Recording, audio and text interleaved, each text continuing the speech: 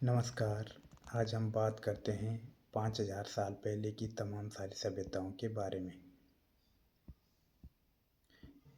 चाहे वह माया सभ्यता हो या मेसोपोटामिया सभ्यता हो या मिस्र की सभ्यता हो और भी तमाम सारी सभ्यताओं के बारे में। हड़प्पा सभ्यता के बारे में लोग कहते हैं कि विदेशी आर्य लोगों ने इस सभ्यता को नष्ट किया है। नहीं, आर्य लोग तो कई बाद में भारत में आए थे। आर्य लोगों के आने से पहले भारत में कई सारी सभ्यताएं हुई और ख़त्म हुई। तो ये कैसे ख़त्म करेंगे इस सभ्यता को? इस सभ्यता के बाद भी कई सारी सभ्यताएं भारत में हुई। 5000 साल पहले ऐसा क्या हुआ था जो सारी सभ्यता को एक ही बार में ख़त्म कर देती है? और उस सभ्यता का सबसे बड़ा जीता जागता उदाहरण है मिस्र का वो पिरामिड, जो लोगों को आज भी सोचने पे मजबूर कर देता है, जिसके कई सारे रहस्य आज भी विज्ञान के पास नहीं है। ऐसा क्या हुआ था उस समय जो दुनिया की सारी सभ्यता एक ही बार में ख़त्म हो गई? हाँ, कुछ हुआ था, वो था जल प्रलय। ये बात बाइबिल, कुरान, मत्स्य पुराण जैसे पवित्र ग्रंथों में भी मिलता है और इतिहास की कई सारी किताबों में भी मिलता है।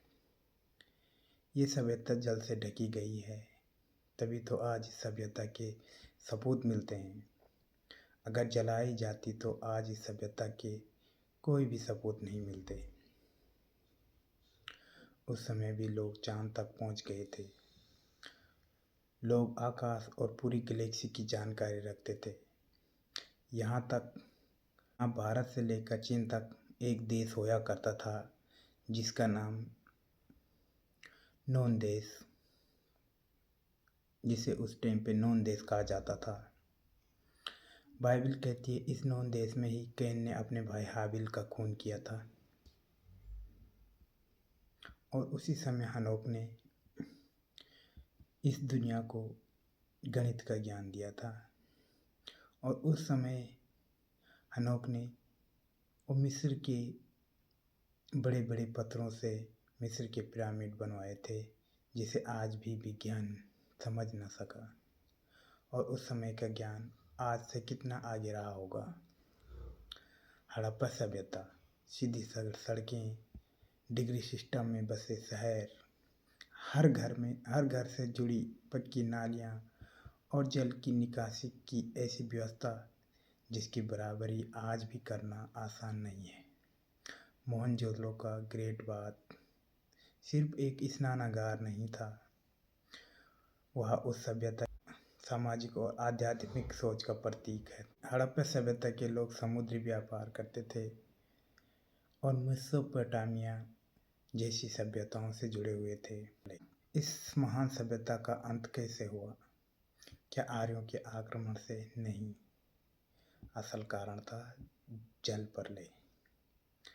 जब पानी आया तो पूरी पृथ्वी ही डूब गई, जीवन बिखर गया, सभ्यता धीरे धीरे इतिहास बन गई, फिर से दुनिया बसी। लेकिन क्या हड़प्पा सच में ख़त्म हो गया? नहीं, आज भी हम मिस्र के पिरामिड में उस समय की झलक देख सकते हैं और प्रकृति के साथ संतुलन की बात कर सकते हैं। यह सब हड़प्पा की ही विरासत है। हड़प्पा सभ्यता सिर्फ मिट्टी में दबी ईंटें नहीं, यह हमारी जड़ें, हमारी पहचान और हमारे भविष्य की एक चेतावनी है।